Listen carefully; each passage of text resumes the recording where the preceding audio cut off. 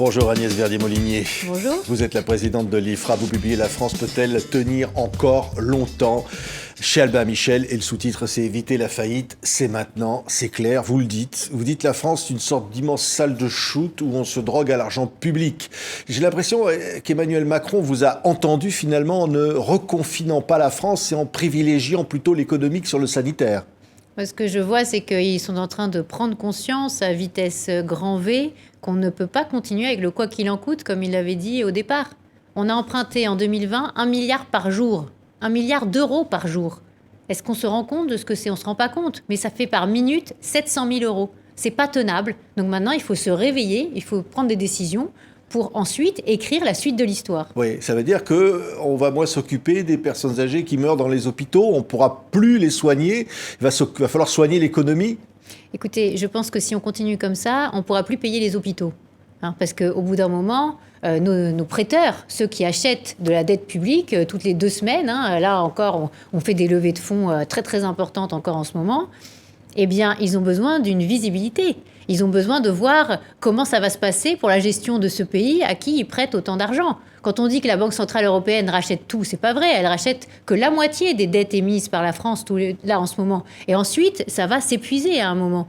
Donc, si nos investisseurs n'ont pas confiance dans la signature de la France, à un moment, ils ne nous prêteront plus. Ouais. Et donc là, on ne pourra plus payer les salaires des agents, on ne pourra plus payer les pensions des Français, on ne pourra plus payer les hôpitaux, et ce sera une autre paire de manches. Donc, quand on prend des décisions aussi importantes que celles que le gouvernement a pris depuis mars dernier et continue de prendre en ce moment, il faut compter des 2 côtés, du sanitaire, la question évidemment du virus, des personnes qui sont touchées, qui sont très malades, etc. Mais de l'autre côté, l'économie du pays. Une semaine de confinement, c'est 16 milliards en moins pour notre richesse nationale. C'est colossal. Oui, oui. Mais Bruno Le Maire, le ministre de l'économie, vous a répondu dans le Figaro magazine. Il a dit la France, je réponds à Agnès Verdier-Molinier, non, la France n'a pas de problème à lever de la dette sur le marché. Non, la France ne craint pas la faillite. Donc il vous contredit sur tous les points. Il est obligé de dire ça parce que imaginez un ministre de l'économie qui dirait oui, la France est potentiellement en faillite. Vous voyez à quel point on continuerait à lever de l'argent sur les marchés pour financer toutes nos dépenses publiques actuelles. Donc c'est absolument impossible qu'ils disent oui, la France est en faillite. Pourtant, je pense qu'au fond de lui et au fond de beaucoup de forts intérieurs à Bercy aujourd'hui, c'est ce que pensent beaucoup de ceux qui touchent à ces sujets et qui s'inquiètent énormément pour notre pays, autant que moi. D'ailleurs, certains d'entre eux, des hauts fonctionnaires de ce pays qui sont très attachés au service de la France, m'ont dit « Agnès, vas-y, parle, dis à quel point... » Ils vous disent « Dis ce que nous ne pouvons pas dire ». Dis ce que nous ne pouvons pas dire. Et même Bruno Le Maire, dans l'interview dont vous parlez dans le Figaro Magazine, il dit très bien « Je me retrouve dans beaucoup de choses que dit Agnès Verdier-Molinier ». Il dit quoi? Il dit sur la réforme des retraites, sur les réformes qu'il va falloir mener. Oui, il dit qu'il va faire des réformes structurelles et sitôt la crise du Covid terminée. Vous y croyez? Vous croyez vraiment qu'on va pouvoir le faire? Ah, mais moi, je suis persuadée qu'à partir de 2023, et même dès maintenant, si on avec annonce... peut-être un nouveau président, il y a une élection présidentielle entre-temps. Mais si on n'annonce pas déjà le calendrier du redressement des comptes publics, du désendettement et ne serait-ce que de la stabilisation de la dette publique, on a des heures extrêmement difficiles devant nous. Et je donne dans ce livre un plan de désendettement, une proposition que je mets sur la table. Et d'ailleurs, Bruno Le Maire fait travailler en ce moment tout un groupe sous la férule de Jean Arthuis, l'ancien ministre, pour justement préparer un plan de désendettement du gouvernement. C'est absolument incontournable d'expliquer qu'il va falloir travailler plus, qu'il va falloir repousser l'âge de départ à la retraite, qu'il va falloir réduire les dépenses de production, les coûts d'administration de nos services publics. On a vu à quel point l'administration est lente dans notre pays. On l'a vu pendant la crise sanitaire, à quel point elle bloque d'une certaine manière par son organisation. Ça va être des efforts demandés en pleine crise après le Covid, où beaucoup vont se retrouver dans une situation économique rendue difficile par cette crise. Mais souvent, on fait le parallèle entre cette crise et une guerre. Le président de la République l'a fait, d'autres disent qu'on n'a pas eu de récession aussi majeure depuis 1945, etc., etc. Peut-être qu'il faut se dire que quand on a reconstruit la France après une guerre, on a retroussé les manches. Oui. On s'est mis au boulot. On compare ça à une guerre. Vous diriez c'est comme une guerre. Je ne le fais pas spécialement, mais on le fait tout le temps. Et alors, on nous dirait que ce serait facile de s'en sortir derrière. Mais absolument pas. Ça va être très difficile. Quand on a une récession de plus de 8 points de PIB en 2020, c'est gigantesque. Quand les Allemands vont être à 5 points de baisse en 2020, quand on fera vraiment les comptes, quand finalement on voit que la croissance, le méga rebond dont on nous parlait, il ne sera pas au rendez-vous en 2021. On nous disait plus 8%, et puis ensuite plus 6%, et puis maintenant on nous dit ce sera 5, et puis peut-être que ce sera 4. Ça veut dire quoi ? Ça veut dire que si on ne met pas la surmultiplier derrière pour travailler plus, pour travailler plus longtemps, alors qu'on est le pays qui travaille le moins longtemps, qui part le plus tôt à la retraite par rapport aux pays comparables, on est le pays qui taxe le plus, qui dépense le plus, qui emprunte le plus. Ou peut-être qu'on fasse un parallèle aussi avec le problème du niveau de taxation et du niveau de sous-travail. Oui, c'est-à-dire qu'on ne pourra pas créer d'impôts nouveaux. D'ailleurs, Bruno Le Maire dit pas d'impôts supplémentaires. Il va falloir s'en sortir sans impôts supplémentaires, parce que la France est déjà un pays où les prélèvements obligatoires sont à des niveaux records. 46% de taux de prélèvements obligatoires. On est devant tous les pays du monde. On ne taxe pas plus qu'en France, ailleurs dans le monde. Alors à un moment, il faut aussi atterrir. C'est vrai que Bruno Le Maire dit qu'il n'y aura pas d'impôts supplémentaires, mais Bruno Le Maire ne sera pas forcément aux manettes en 2022. Il peut laisser ça au suivant. Mais il va falloir faire des promesses. C'est pour ça que je dis, il faut faut pas mettre élu ou réélu. Il ne faut pas mettre la poussière sous le tapis et dire il n'y aura pas de problème de dette. Oui, il y a un énorme problème de dette. Non, on ne peut pas annuler la dette. Ça, c'est pas possible. Non, on ne peut pas augmenter les impôts parce que si on veut produire en France, augmenter les impôts, ça veut dire quoi ? Ça veut dire augmenter les impôts des entreprises. Ça veut dire augmenter les impôts des investisseurs, de ceux qui investissent en capital, alors qu'on dit qu'il faut produire en France. Vous croyez vraiment qu'on aura une industrie qui va se redévelopper en France ? Des entreprises qui vont prendre le relais de celles qui auront disparu, de celles qui auront fait faillite avec cette crise énorme qui s'annonce devant nous. C'est de la crise économique, on n'est pas dans le dur encore en ce moment. Est-ce qu'on croit que derrière, en taxant plus, on va réussir à redresser la barre ? Non. Donc ça veut dire, en clair, Agnès Verdier-Moulinier, on ne peut pas se permettre un nouveau confinement en France. C'est ça que vous dites, au fond, et c'est ce que fait d'ailleurs Macron. Parce qu'on se dit, les chiffres de la pandémie vont peut-être obliger à un nouveau confinement. Mais vous dites, on ne pourra pas. On ne pourra pas se le payer. Un confinement comme en mars-avril, on ne peut pas se le payer. Voilà. Un confinement un peu plus light où on dit aux personnes qui sont les plus âgées, qui sont finalement avec des maladies déjà graves, etc., qui doivent absolument ne pas attraper le virus, et les autres qui peuvent aller travailler le plus possible, etc., ça, peut-être à un moment, ce sera possible. On ne peut plus faire le choix du sanitaire absolu. Le choix de on ferme tout, comme on l'a fait en mars-avril, beaucoup plus qu'ailleurs, où on a dit même à ceux qui ne pouvaient pas télétravailler de rester chez eux, alors que par exemple en Allemagne, ils ont continué à faire tourner les usines, les chaînes de production. Dans la métallurgie, on était à 20 ou 30% d'activité dans nos usines. En Allemagne, ils étaient à 100% pour les mêmes usines et ce n'était pas des biens considérés essentiels. Donc on a fait en France une sorte de fermeture totale qui n'a existé quasiment nulle part ailleurs. Regardez sur les administrations.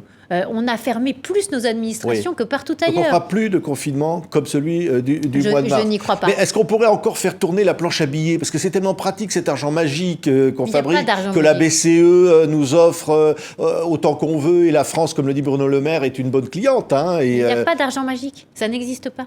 C'est-à-dire que vous dites, au fond, il va falloir rembourser quand même. Mais c'est comme quand vous dites... Est-ce qu'on peut les effacer, des dettes ? Non, mais c'est comme quand vous dites à une entreprise, je te fais un prêt garanti par l'État, et donc c'est cadeau. Non, c'est pas cadeau, il faut rembourser.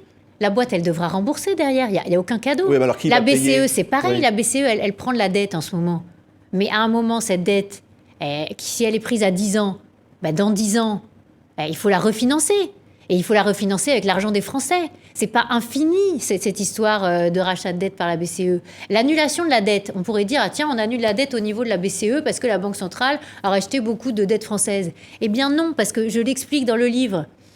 Si vous supprimez la dette française, vous dites qu'il n'y a plus de dette. Bon, derrière, vous avez un trou dans le bilan de la Banque de France. Derrière, la Banque de France dit à l'État, allô l'État, il faut me recapitaliser parce que mon bilan là, il est négatif, donc il va falloir me recapitaliser. Derrière, l'État, il appelle qui ? Nous, l'État, c'est nous. Allô les Français, il va falloir recapitaliser la dette qui a été soi-disant annulée. Ça n'a aucun sens. Tous ceux qui disent ça sont complètement en lévitation sur ce sujet. Par ailleurs, vous croyez vraiment que quand on a 260 milliards d'euros à emprunter, comme encore en 2021, si on dit aux gens qui nous prêtent, notamment la Banque centrale chinoise ou la Banque du Japon ou des tas d'investisseurs étrangers ou des fonds de pension américains, si on leur dit nous on est pour annuler la dette, vous croyez vraiment qu'ils vont continuer à nous prêter ? Vous dites 3 000 milliards de dettes en 2022. Oui, c'est ça le chiffre en France. On est autour des 2700 et quelques milliards de dettes là en ce moment. On va vers les 3 000 milliards de dettes en Oui, 2022. ça ne peut pas se rembourser en créant de l'inflation, ça ne peut pas se rembourser en faisant payer les riches, Alors, si ça on, ne peut pas se rembourser... si on fait payer les riches, oui. ils vont tous partir. Et déjà,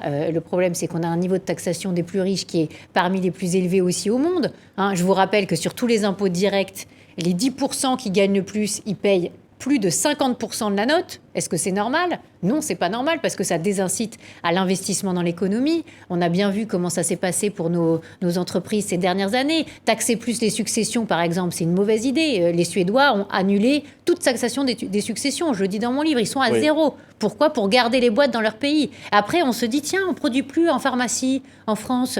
On n'est pas indépendant, on n'a pas de souveraineté. Oui, mais alors on a taxé à fond la pharmacie ces dernières années. On est à plus de 8% de taxes sur le chiffre d'affaires taxable en taxes sectorielles. Donc on ne peut plus taxer davantage. Alors est-ce qu'on peut créer de l'inflation finalement ? Mais non, mais évidemment, un appauvrissement du pouvoir d'achat. L'inflation, si elle arrive, c'est une possibilité. Hein. Peut-être que l'inflation va arriver. J'en parle aussi dans le livre. Et je dis, voilà, c'est une possibilité. Donc, on a une inflation, par exemple, tout d'un coup, qu'on retrouve comme dans les années 80. Bon. Mais ça veut dire quoi ? Ça veut dire que les taux d'intérêt pour la dette vont augmenter. Oui. Donc, la boucle est bouclée. C'est-à-dire, vous avez de l'inflation, vous êtes obligé d'augmenter les taux. Vous augmentez les taux. Et là, celui qui dirige à Bercy l'agence France Trésor dont je parle dans le livre, qui lève la dette, hein, la fameuse salle de shoot, pour récupérer le cash frais, qui dirige cette agence, il dit, si on revient à 4%, ne serait-ce que 4% hein, de taux d'emprunt, là on est en négatif à 10 ans, hein, mais en 2007 on était à 4%. On revient à ce niveau-là, la charge de la dette tous les ans, c'est pas une trentaine de milliards d'euros, c'est plus de 80 milliards d'euros. Oui. Et c'est infinançable. Alors, est-ce qu'on peut aller chercher dans l'épargne des particuliers ? Ça, alors, vous le dites aussi, parce que alors, ça peut inquiéter beaucoup. Parce qu'au fond, on dit les Français épargnent, et on voit bien les livrets A. Et donc, on se dit, c'est une manne. D'abord, les inciter à dépenser, peut-être, mais ça ne suffira pas. Mais je parle de ça dans le livre. Pourquoi ? Parce que j'ai été frappée par un amendement qui a été déposé en fin d'année dernière, donc en 2020, par un député proche de la majorité, centriste, voilà, c'est pas la France insoumise, hein, et il a dit, voilà, nous, on propose de faire une taxe de 0,5% sur l'épargne dormante. Voilà, il voulait récupérer 9 milliards dans les bas de laine des Français. Et ça s'est déjà fait dans d'autres pays, historiquement, je raconte tout ça. Bon, donc là, il y a vraiment un risque. On nous dit, c'est le quoi qu'il en coûte, dormez braves gens, il n'y a aucun problème, on va gérer tout ça, aucun souci. Et puis derrière, il y a une possibilité, ils sont en train d'en discuter aussi en Belgique, hein, en ce moment même, de taxer à fond l'épargne de nos compatriotes. Donc je trouve que c'est important de leur dire toutes les semaines ou tous les mois, quand il y a des décisions qui sont prises, combien ça va coûter et combien ça va nous coûter. Mais il y a peut-être une possibilité, Bruno Le Maire d'ailleurs le dit, hein, Agnès Verdier-Molinier, on peut dire après la crise, ça va être, c'est pas le baby-boom, hein, mais ça va être la dépense, tout le monde va se ruer vers les magasins, va faire des voyages, va dépenser toutes ses économies et que ça va peut-être booster l'économie de la France. Oui, tant mieux si c'est le cas, mais pour l'instant, c'est ce qu'ils nous avaient prévu. Et là, il y aura des rentrées fiscales. Ils nous avaient prévu ça pour 2021 et c'est pas du tout ce qui est en train de se passer. Parce que le virus, vous voyez bien qu'on a du mal à le maîtriser quand même. Alors avec la vaccination, peut-être que ça apportera un peu de calme dans tout ça. Mais là, jusqu'à la fin de l'année, on peut d'ores et déjà dire qu'on va avoir des difficultés récurrentes avec le virus et ça va peut-être dépasser l'année 2021, on n'en sait rien. Donc, miser sur le fait qu'on va avoir un rebond extraordinaire, incroyable, alors qu'il y a plein de boîtes qui commencent à être au tapis, qu'il y a une grosse partie des restaurateurs qui pensent qu'ils vont mettre la clé sous la porte, que énormément d'indépendants survivent. Et ceux avec qui je parle, ils ont devant eux 2 mois d'activité. Après, ils pensent que c'est mort. Ils ne peuvent pas continuer comme ça. Donc, il faut vraiment aussi se reconnecter à la situation réelle du pays. Comment on fait quand on produit, mais qu'on ne peut pas vendre dans certains magasins, dans les grandes surfaces qui sont fermées, etc. Comment on fait pour vendre son produit quand on a l'habitude de le vendre en rencontrant des gens, en faisant des réunions, alors qu'aujourd'hui, toutes les réunions sont interdites, etc., etc. Donc, attention, ce qu'on est en train de détruire aujourd'hui en termes de tissu entrepreneurial, ça met du temps à se régénérer. Donc, c'est pour ça que je sonne l'alerte avec ce livre, que je dis, il n'y a pas d'argent magique, il n'y a pas de quoi qu'il en coûte qui n'a pas de coût pour les Français. Ça n'existe pas. Donc, il faut équilibrer les décisions, équilibrer de la meilleure manière possible pour que ce pays puisse s'en sortir. Oui. Oui, mais au-delà de ça, et d'ailleurs Gabriel Attal, le porte-parole du gouvernement, le dit, peut-être que Macron s'est rendu compte aujourd'hui que la France n'est pas un immense hôpital dirigé par des épidémiologistes que l'on voit sur les plateaux de télévision, mais qu'il y a le politique peut-être qui reprend ses droits et qu'il y a une élection présidentielle l'année prochaine et que, à continuer comme ça, le politique n'existe plus. Vous avez l'impression qu'il y a un tournant, que Macron reprend la main là-dessus, en quelque sorte le politique ou l'économique reprennent la main? Je pense que c'est le tournant d'une prise de conscience de ce qu'est réellement notre situation d'aujourd'hui. Déjà, voir qu'on est dans une récession beaucoup plus grave que les pays qui nous entourent, déjà, ça nous fait réagir. Les pays du nord de l'Europe ont beaucoup mieux géré que nous. Ils n'ont pas fait baisser leur richesse nationale autant que nous. Ils ont finalement des fondamentaux bien meilleurs. Les Allemands étaient au même niveau de dette que nous au début des années 2000. Maintenant, ils vont finir la crise à 75% de dette. Nous, on sera à 120, 125%. Donc, je crois qu'il est en train de prendre conscience de la réalité des choses. Je crois aussi que tous ceux qui peuvent doivent l'aider aussi à prendre conscience de ça, parce qu'à force d'écouter beaucoup l'hôpital, et encore l'hôpital, et encore l'hôpital, ça tourne un peu en boucle sur le sanitaire, alors que l'économique est en train de se désagréger. Donc il y a vraiment une responsabilité de tous ceux qui peuvent faire entendre aussi une autre voix, ce qui ne veut pas dire que ça nie le problème sanitaire. À aucun moment ça ne nie ce problème sanitaire. Mais en face, il y a la jeunesse, il y a l'avenir de ce pays. Et moi, ce que je veux avec ce livre, c'est dire aussi à quel point on peut s'en sortir, à quel point il y a des solutions pour remettre ce pays. Et c'est peut-être un moment historique, le moment où on se rend compte de toutes les réformes qu'il faut faire en France et où justement, au fond de la piscine, on me l'a souvent dit, Agnès, on n'est pas encore assez mal pour faire les réformes que tu proposes. Et ben là, maintenant, je pense que c'est le moment. C'est le moment de rebondir, c'est le moment de reconstruire ce pays. Et je crois qu'on a une occasion unique de ne pas tomber dans les mains de charlatans qui vont nous promettre monts et merveilles, l'annulation de la dette, qu'il suffit de taxer plus. Oui, ça peut arriver lors d'une élection présidentielle, pendant une campagne électorale l'année prochaine, oui, ça. C'est pour ça que ce livre est absolument fondamental, peut-être le plus important de tous ceux que j'ai jamais écrits, parce que je crois que le moment est absolument historique. Merci beaucoup Agnès Verdet-Molinier. Ça s'appelle donc « La France peut-elle tenir encore longtemps ? Éviter la faillite ?» C'est maintenant, dites-vous, publié chez Albin Michel. Merci d'avoir été notre invité.